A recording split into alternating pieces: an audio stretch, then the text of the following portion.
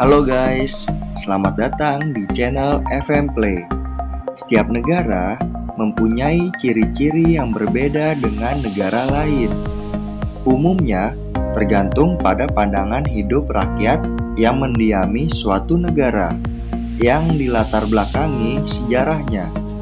Struktur sebuah negara yang paling mudah dilihat perbedaannya adalah lambang negara, fungsi negara, lagu kebangsaan, bentuk negara, sistem pemerintahan, kepala negara, dan kepala pemerintahannya. Kali ini, FM Play akan membahas tentang perbedaan negara kesatuan dan negara serikat.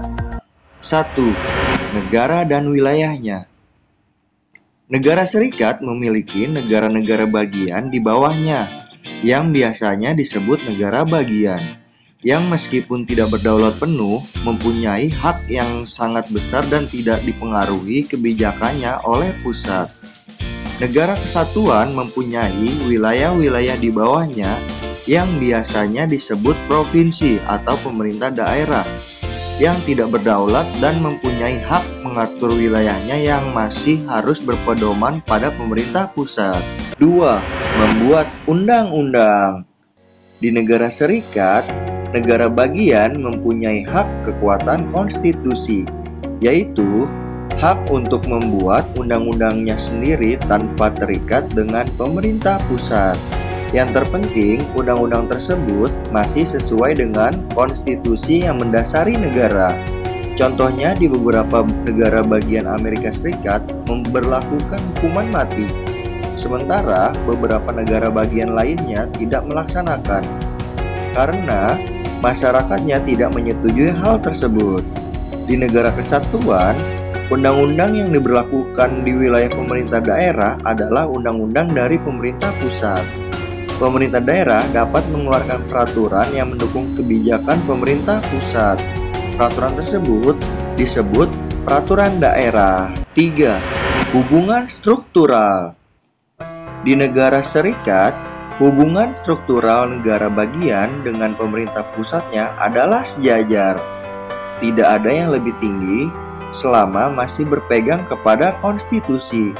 Akibatnya, pemerintah pusat tidak dapat mencampuri urusan negara bagian. Bahkan, terpidana yang sudah berpindah wilayah ke negara bagian lain terkadang bisa menjadi bebas. Di negara kesatuan, secara struktural, pemerintah pusat lebih tinggi kedudukannya daripada pemerintah daerah. Di Indonesia, pemerintah ini berurutan mulai dari pemerintah pusat yang berkedudukan di ibu kota negara, provinsi, kabupaten, wali kota, kecamatan, sampai pemerintah desa. 4. Kekuasaan pemerintah pusat. Negara bagian pada negara yang bentuknya serikat memiliki kekuasaan penuh, sehingga pemerintah pusat dan pemerintah negara bagian dalam bidang tertentu bebas satu sama lain.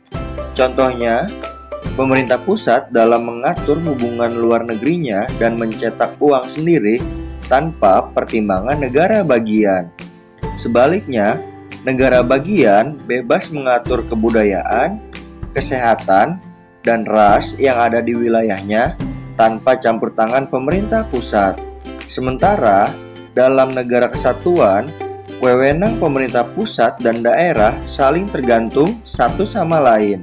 Kebijakan dan undang-undang yang dibuat pemerintah pusat harus jalan dengan pemerintah daerah. Begitu pula sebaliknya. Apabila daerah ingin melakukan hubungan luar negeri, undang-undang yang berlaku adalah undang-undang pemerintah pusat. 5. Pembagian kekuasaan. Negara serikat karena hubungan struktural yang sejajar, maka negara bagian pada negara serikat memperoleh kekuasaan yang cukup besar. Bahkan di beberapa negara bagian tertentu menetapkan berapa persen kontribusi kekuasaan pusat ke wilayahnya.